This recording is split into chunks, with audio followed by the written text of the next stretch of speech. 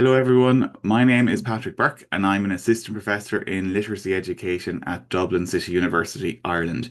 I'm also the online coordinator for AERA SIG 11. In this series, we are going to talk you through some important tips to bear in mind as you are submitting a proposal for the annual meeting taking place in Toronto in 2027. And what I'm going to focus on in particular is understanding the call for submissions for the conference. Now, if you're watching this video, you're likely already aware that AERA, the American Education and Research Association, is one of the leading international associations for education research, bringing together researchers and professionals from all over North America, but also across the world, with a shared aim of advancing knowledge and using research to improve education as a public good. One of the main ventures of AERA every year is holding the annual meeting. And just this past year, it was held in Los Angeles and had an attendance of over 15,000 participants, with attendees from 76 different countries. So, as you can imagine, it is a very large conference that runs across 5 days. And thus, it's very important that you think carefully about your proposal and where it might best fit when you are submitting for the 2027 conference. The theme for the 2027 annual meeting or conference is transcending borders and boundaries in education research towards a beloved global community. And so really it's a call to widen the boundaries of education research, to look beyond narrow disciplinary or methodological silos, and to think about how research in education can be put to use to bring us together, to connect us, and to make a more just society.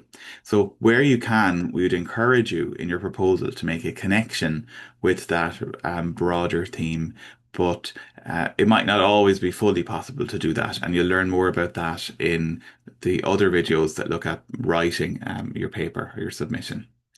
At a high level, what you need to bear in mind, if you look at page 5 of the call for submissions document, is that you need to write a 2,000 word written paper and that it's due by July 24th.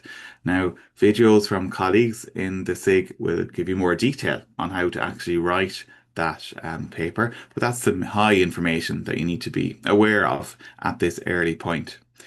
What I'm going to focus on in a little bit more detail is how you might find the best home for your submission.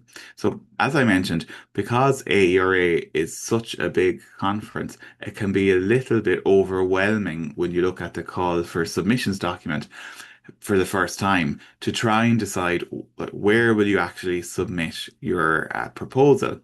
One of the important things to bear in mind is that AERA proposals aren't reviewed by one single central group and then divvied out to the different divisions and special interest groups. You need to decide which division or special interest group or committee that you want to send your proposal to. So you need to spend a little bit of time thinking about that. Now, obviously, this video series is being hosted by Special Interest Group 11, Research in Reading and Literacy. So we'd be delighted if you'd consider submitting to our special interest group. But you do need to consider fit, and maybe there is a different SIG or division that would be a better home for you. So a division is usually a broad section of the association that's divided into subsections, and divisions focus on areas like curriculum studies or teaching and teacher education, learning and instruction. There are 12 divisions in AERA and multiple sections within those. So maybe that's the route that you want to go with your submission. However, we'd really encourage you to consider submitting your proposal to a special interest group, and in particular, SIG 11, Research in Reading and Literacy. The SIG tends to be more focused on a particular area of research, and it brings together researchers with a shared interest in a particular topic, or maybe a method or particular theory. And there are, in fact, over 150 special interest groups in AERA. So a key question that you need to ask yourself is not so much what is my topic, but what conversation do I want to have about my topic? So, for example, if you did a study that had different strands involving literacy research or maybe outcome measures with children, but you also had strands looking at professional development with teachers and other strands looking at maybe policy development, you could potentially submit that research with different lenses to different special interest groups or to different sections of divisions.